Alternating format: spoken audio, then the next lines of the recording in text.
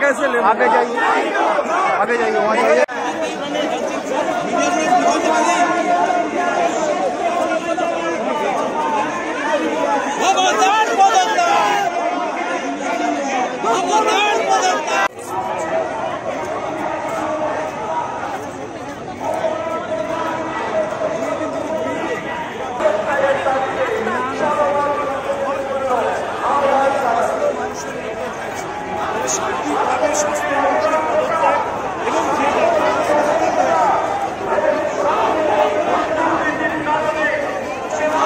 গ্রেফতার করতে হবে, স্বাস্থ্যমন্ত্রীকে গ্রেফতার করতে হবে। নারীঘাতী সরকার, নারীঘাতী সরকার,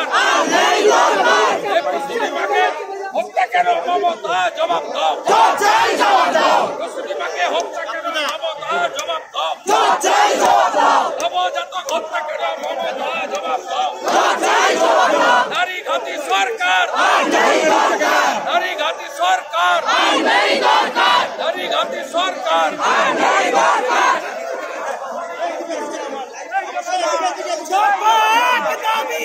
মুখ্যমন্ত্রী পদত্যাগ, মুখ্যমন্ত্রী পদত্যাগ।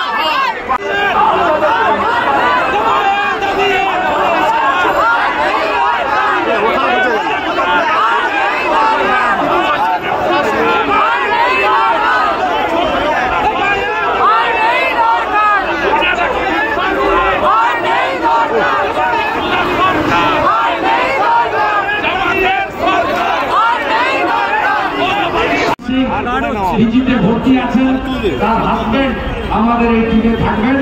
আমরা রাজভবনে যাব। শরৎ বাবু 2-4 মিনিট বলে এই কর্মসূচির সমাপ্তি অগ্নিমিত্রা পাল শেষ করবেন ঘোষণা করেন।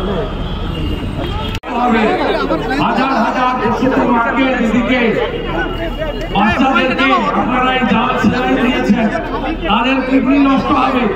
মমতার সৌজন্যে বাংলায় হাজার হাজার হাজার হাজার পেশেন্টের কিডনি নষ্ট হতে চলেছে।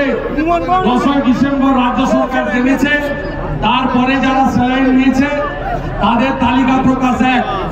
2 হচ্ছে এখনো ডাক্তারদের বিরুদ্ধে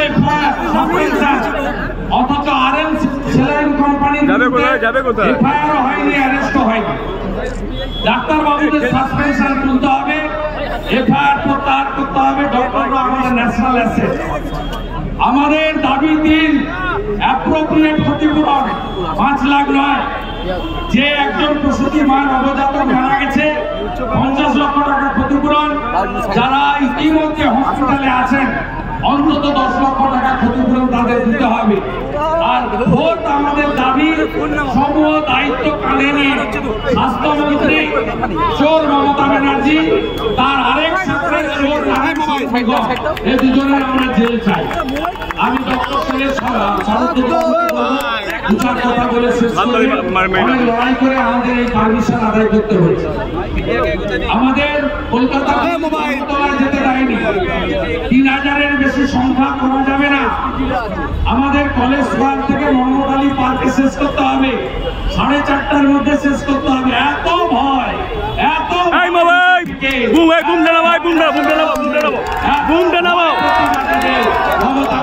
সরকার আজকে যেভাবে হাজার হাজার মানুষ আপনারা এসেছেন, এটা মিছিলের অগ্রভাগ।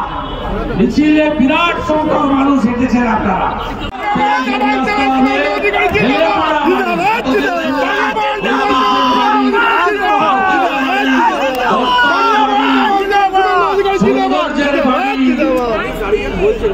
হেরিটেজ বাড়ি, জীর্ণ বাড়ি, নতুন ভাবে সংযোজিত ফিরাদ হাকিম, যিনি 50% মুসলিম করবেন পশ্চিমবঙ্গকে, তিনি বলেছেন নতুন সংযোজন হেলে ওরা কর্পোরেশনের সামনে দেখা হবে।